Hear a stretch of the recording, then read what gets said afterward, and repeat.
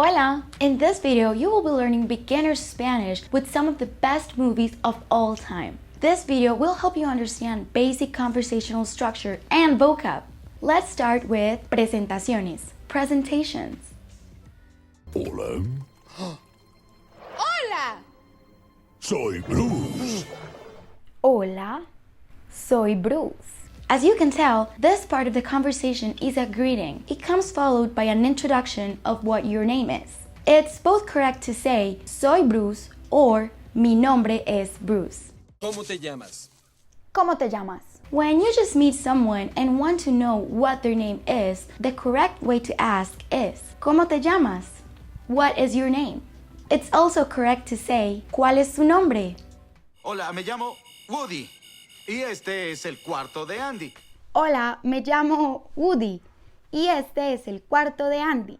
Hola, me llamo Woody means, hello, my name is Woody. He then proceeds to show Buzz the room and he says, este es el cuarto de Andy. This is Andy's room. Cuarto is a fun word that means room, but careful. You may know that usually cuarto means quarter, but in Toy Story's clip, it actually has another meaning. If you watch it on FluentU's player and click on cuarto on the interactive subtitles, you'll find the correct meaning according to this specific context, which is room.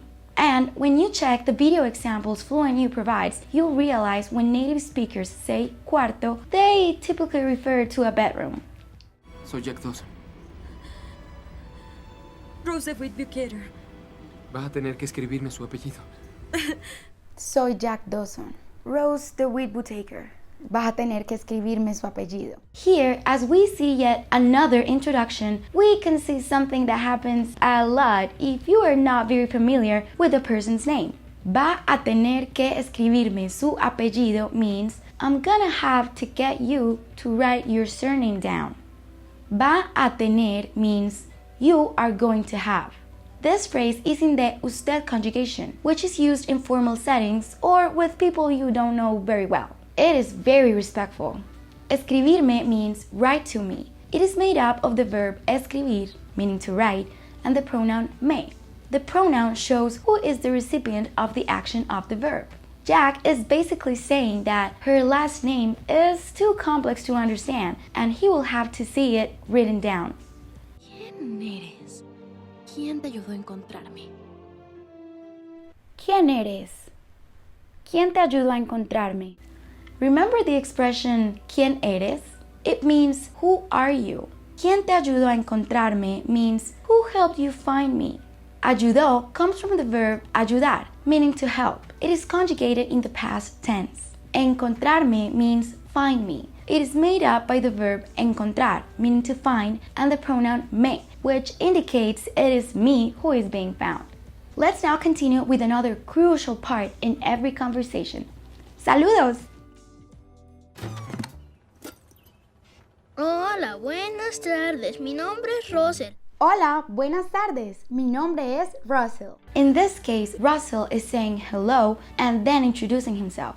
Hola, buenas tardes means hello, good afternoon. It is also common to say buenas tardes without saying hello. You will also hear buenas noches, good night, or buenos días, good morning. Russell follows this greeting by introducing himself. Mi nombre es Russell. My name is Russell. ¡Hola! ¡Soy Kay! ¡Ten tu paquete de orientación! Gracias, Kay. Hola, soy Kay. Ten tu paquete de orientación.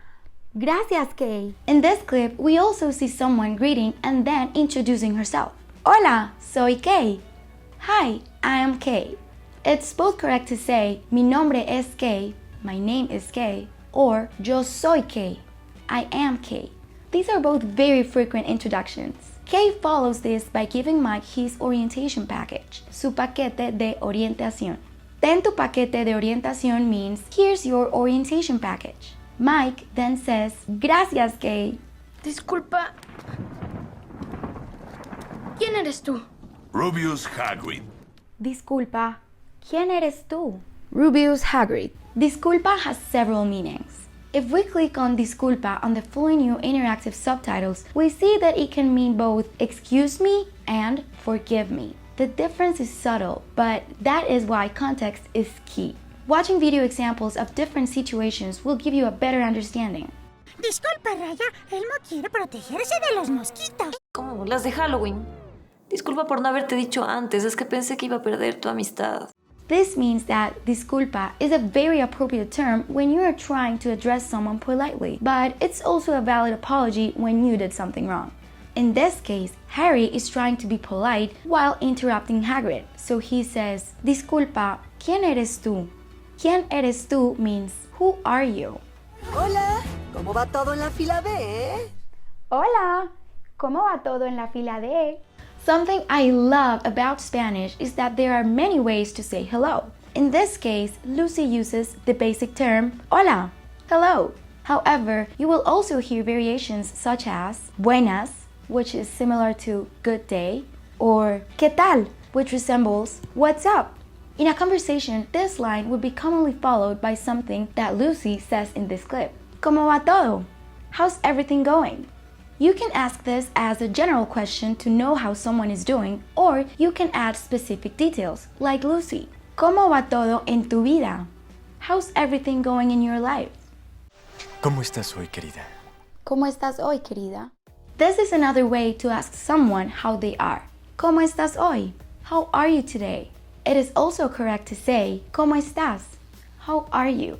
Querida is a term of endearment. When we click on this word in FluentU, we see querida means dear, sweetie, or honey. So it is a very common way to address someone who you care for. Querida is for a female and querido for a male. Terms of endearment usually don't have an exact translation, and that is exactly why it is so important to learn them in real-world settings to properly understand how and when native speakers would use them. That's what is so great about FluentU, and it's why I recommend it to all of my students. With FluentU, you can learn to speak like a native through real-world content like movie clips and more. There are hundreds of videos to choose from. They all include interactive subtitles that give you in-context definitions and video examples to make sure you never get lost while watching your favorite content.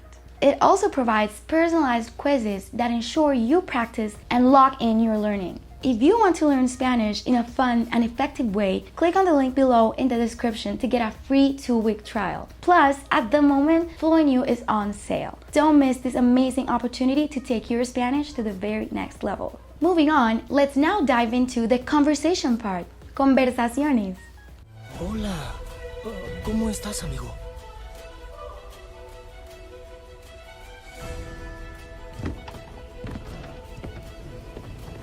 ¿Te acuerdas de mí? ¿Cómo estás, amigo? ¿Te acuerdas de mí? Remember that the expression ¿Cómo estás? Means how are you? It's very important to keep in mind that asking ¿Cómo estás? Is a lot less formal than asking ¿Cómo está? They both mean how are you, but the estás is the to form, which means it's more familiar. ¿Cómo está? Is the usted variation, a lot more formal and used with people you don't really know. The word amigo means friend. It is also a term of endearment. Hola, ¿cómo estás, amigo?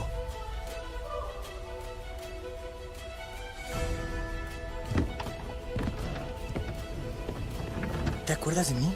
¿Te acuerdas de mí? Means remember me. Acuerdas comes from the verb acordar, meaning to remember or remind. Qué elegante estás. Qué elegante estás. Elegante means elegant. Daisy is commenting on how elegant Gatsby looks. Que, with an accent on the E, means how. It is very common to start a phrase with the word que when you want to emphasize something about someone. For example, qué listo eres. How smart you are. Hola. ¿Es a mí? Oh, hola. Estás muy bella. Gracias. Y tú estás más hermosa. Hola. ¿Es a mí? Oh. Hola. Estás muy bella. Gracias. Y tú estás más hermosa. ¿Es a mí? Literally means, is it to me? But it more accurately means simply, me? Anna isn't sure if she is the one being addressed, so she asks to make sure. ¿Es a mí? Similar to saying, are you talking to me? Estás muy bella means, you look beautiful. To this compliment, Anna replies, gracias. Thank you. Tú estás más hermosa. You look beautifuler. She's giving the compliment back in a very clumsy way. ¿Cómo te sientes, Jake? Hola, hola. Bienvenido a tu nuevo cuerpo. ¿Cómo te sientes, Jake? Hola. Hola. Bienvenido a tu nuevo cuerpo. ¿Cómo te sientes? Means, how are you feeling? Sientes comes from the verb sentir, meaning to feel. It is conjugated in the second person present tense, tú, you. It is very common to ask someone, ¿Cómo te sientes? If they have recently gone through something challenging or difficult. Bienvenido is a wonderful word that means welcome. If you struggle to remember it, think of it as bien, venido, well, come. Venir means to come, so this tip might help you remember bienvenido, welcome. They are welcoming Jake into his new body, but a more common thing that you might hear is bienvenido a mi casa, welcome to my house. Sí, no es el lugar para iniciar una conversación. Ah, ok.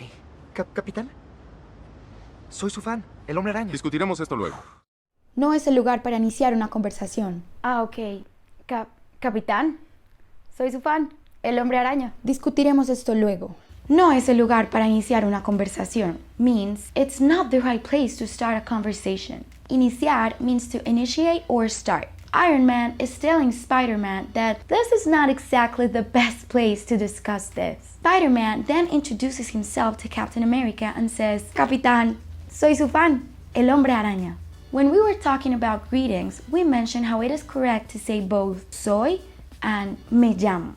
Me llamo applies only to your name, whereas soy can be used with your name or to add information about you, like in this case, soy su fan.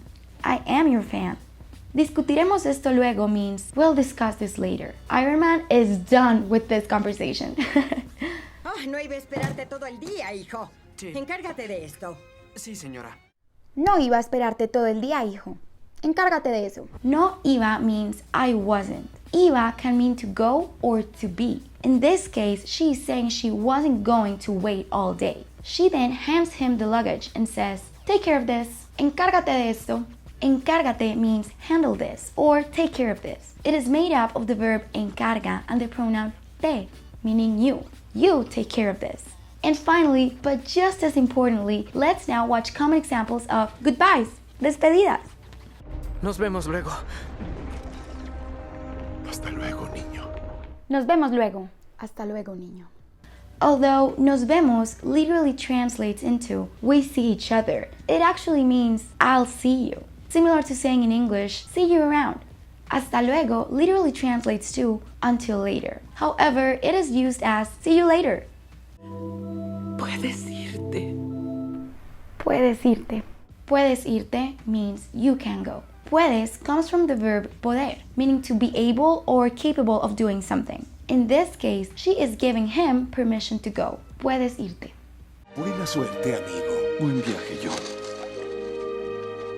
Buena suerte, amigo. Buen viaje, John. Buena suerte means good luck. It is a common way to say goodbye to someone. Buen viaje is also another common way of saying goodbye to someone who is going away or who has to travel for a while before they get to their destination. This also includes short trips, not just transcontinental. Adiós, Joel. Te amo. Nos vemos en Montauk. Adiós, Joel. Te amo. Nos vemos en Montauk. Adiós is another way to say goodbye. It is slightly more formal, which makes sense in the context of this conversation. Te amo means I love you, and nos vemos means I'll see you. In this clip in particular, they are using it to say that they will meet at a specific place, Montauk. Nos vemos allá. I'll see you there. However, nos vemos is also a very common way to say goodbye to someone casually. Adiós, nos vemos. Bye, see you around. En caso de que no los vea, buenos días, buenas tardes y buenas noches.